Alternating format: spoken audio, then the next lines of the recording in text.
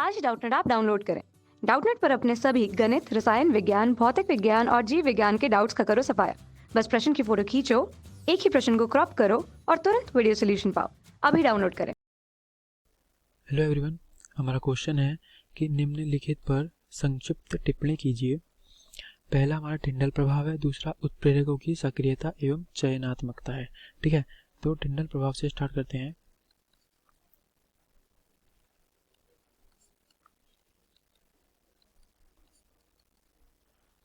देखिए हमने क्या करा, एक अंधेरा कमरा लिया, उसके अंदर हमने वास्तविक विलयन को रखा। ये हमारा वास्तविक विलयन है। ठीक है, वास्तविक विलयन को रखा। इस वास्तविक विलयन में से हमने एक प्रकाश की किरण पुंज को प्रवाहित कराया। कुछ इस टाइप से प्रकाश की किरण पुंज आई, ऐसे करके प्रवाहित कराया। ये जो प्रकाश की किरण पुंज आई, ठीक है, हमने क्या करा, इस प्रकाश की किरण पुंज की दिशा में ही विलयन को देखा। तो हम क्या देखते हैं, जब हम प्रकाश की किरण पुंज की दिशा में इस वास्तविक विलयन को देखते हैं तो हमें पूरा का पूरा वास्तविक विलयन हमें एकदम साफ दिखाई देता है। ठीक, इसकी दिशा में, इस दिशा में। ठीक है, और जब हमने क्या करा कि जब हमने इसे लंबवत देखा, परपेंडिकुलर हमने जब इसको देखा, लंबवत दिशा से हमने इसे देखा, तो हमें पूरा का पूरा जो वास्तविक विलयन है, हमारा वास्तविक विलयन पूरा का पूरा हमें काला दिखाई दिया। ठीक, लंबवत देखने पर पूरा का पूरा वास्तविक विलयन हमें काला दिखाई दिया। तो हमने इसके बाद क्या करा कि हमने इसमें वास्तविक विलयन की जगह इस कमरे में, तो चलिए हम देखिए हमने क्या किया। हमने एक पात्र लिया, ठीक है, ये हमारा पात्र है, उसके अंदर हमने कोलाइडी विलयन को भर लिया। कोलाइडी विलयन को भरा, ये हमारा कोलाइडी विलयन है पात्र के अंदर हमारा। ठीक, इस पात्र में से जब हमने इस लेंस के थ्रू, ये हमारा एक लेंस है, ठीक है, इस लेंस के थ्रू हमने यहाँ पर से प्रकाश को इसके अंदर जब एंटर कराया, प्रकाश किरण का पुंज को हमने जब प्रवाहित कराया इस रास्ते से, तो हमने देखा कि जो कोलाइडी विलयन है वो ऊपर से देखने पर, लंबवत देखने पर कोलाइडी विलयन चमकदार रूप में चमकता है और एक कोन बनाता है। चमकदार रूप में चमकता है और एक कोन बनाता है। ये कोन हमारा टिंडल शंकु कहलाता है। टिंडल शंकु कहलाता है। ठीक है, टिंडल शंकु ये हमारा कोन हो गया पूरा का पूरा।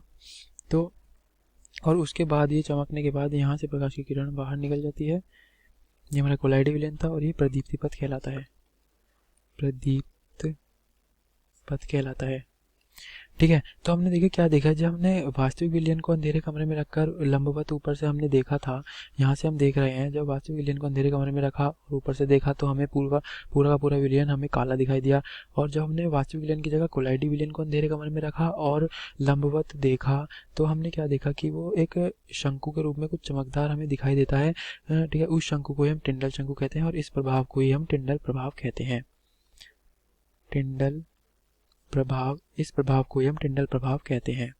ठीक है, अब देखिए टिंडल प्रभाव क्यों होता है, उसका कारण जानते हैं। टिंडल प्रभाव का कारण देखिए, कोलाइडी कणों का जो आकार है वो प्रकाश की किरणों के तरंगदैर्ध्य से कम होता है। जो हमारे कोलाइडी कण हैं, कणों का आकार प्रकाश की किरणों के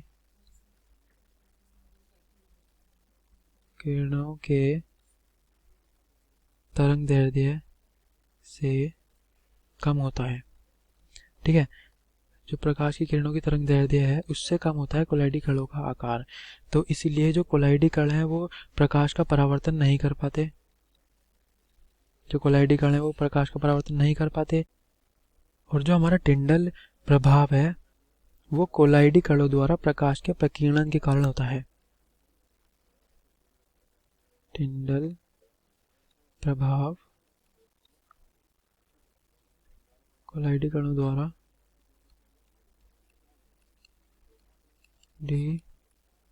कणों द्वारा प्रकाश के प्रकीर्णन के कारण होता है,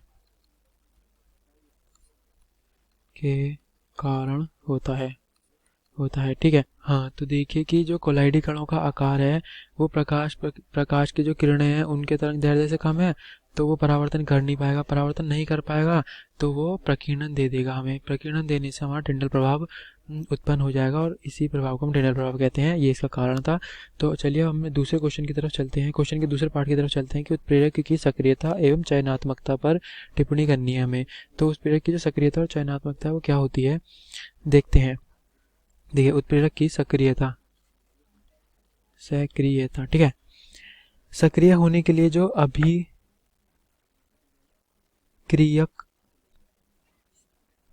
उत्प्रेरक पर पर्याप्त प्रबलता से अधिशोषित होने चाहिए। ठीक है, जो अभिक्रियक हैं वो उत्प्रेरक पर हमारे पर्याप्त प्रबलता से अधिशोषित होने चाहिए, और वो इतनी भी प्रबलता से अधिशोषित नहीं होने चाहिए कि वो गतिहीन ही हो जाएं और अन्य अभिक्रियकों के लिए उत्प्रेरक की सतह पर कोई रिक्त स्थान ही ना छोड़ें। ठीक है, तो ये उत्प्रेरक की हमारी सक्रियता कहलाती है। अब देखें, हम एक नोट है इसमें सक्रियता के लिए कि हमने क्या देखा, हाइड्रोजन अभिक्रियाओं के लिए हमने ये देखा कि जो उत्प्रेरक सक्रियता है वो आवर्त सारणी में वर्ग 5 से वर्ग 11 के तत्वों की तरह बढ़ने पर बढ़ती जाती है, जिसमें से 7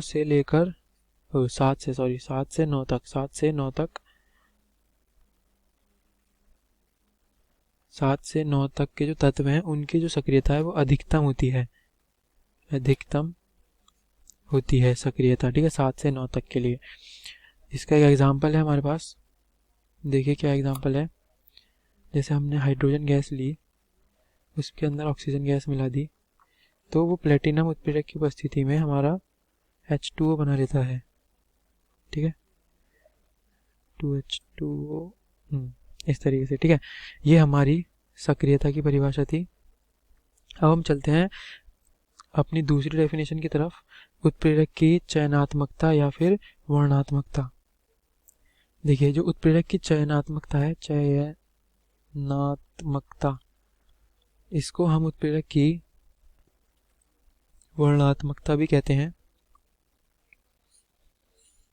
देखिए, किसी उत्प्रेरक की जो वर्णात्मकता है उसकी किसी अभिक्रिया को दिशा देकर एक विशेष उत्पाद बनाने की क्षमता है। ठीक है, अभिक्रिया को हमने दिशा देनी है, अभिक्रिया को दिशा देकर कोई विशेष उत्पाद बनाने की क्षमता को ही हम चयनात्मकता कहते हैं। जब उन्हीं रासायनिक अवस्थाओं में अनेक उत्पाद बनना संभव हो, तब की बात बता रहे हैं हमें। देखिए, विभिन्न उत्प्रेरकों की जो वर्णात्मकता या चयनात्मकता है वो भिन्न भिन्न हो सकती है। तो हमने यहाँ पे एक एग्जाम्पल लिया है, उससे हम समझते हैं कि भिन्न भिन्न जो हमारे उत्प्रेरक हैं उनकी जो चयनात्मकता है वो भिन्न भिन्न कैसे होती है। देखिए, हमने क्या करा, H2 और CO2 लिया। ठीक है, उससे हमने प्रारंभ करा और भिन्न भिन्न उत्प्रेरकों पे हमने प्रयोग करा कि भिन्न भिन्न उत्प्रेरक यूज करने पर हमें क्या क्या हमें अलग अलग मिलता है। देखिए, कार्बन मोनोऑक्साइड में ये गैस थी हमारी, हाइड्रोजन मिलाया हमने। ठीक है, और हमने जब निकेल की उपस्थिति में इसको रिएक्ट कराया तो ये हमारा CH4 बना, मीथेन गैस बनी और हमारा जल मिला। ठीक, इसे बैलेंस कर लेते हैं, 3H2O 3 ठीक है, ये बैलेंस हो गई। अब देखिए, हमने इसी कार्बन मोनोऑक्साइड ली हमने, ठीक है, हाइड्रोजन गैस ली, इसमें हमने जब डाला Cu या Zn का ऑक्साइड, ठीक है, और Cr2O3 डाला, तो हमने क्या देखा, हमारे पास CH3OH बना, ये भी गैस के रूप में बाहर निकला। ठीक, और हमने देखिए CO, फिर से कार्बन मोनोऑक्साइड ली, हाइड्रोजन गैस ली, इसको बैलेंस कर लेते हैं, हाइड्रोजन गैस ली।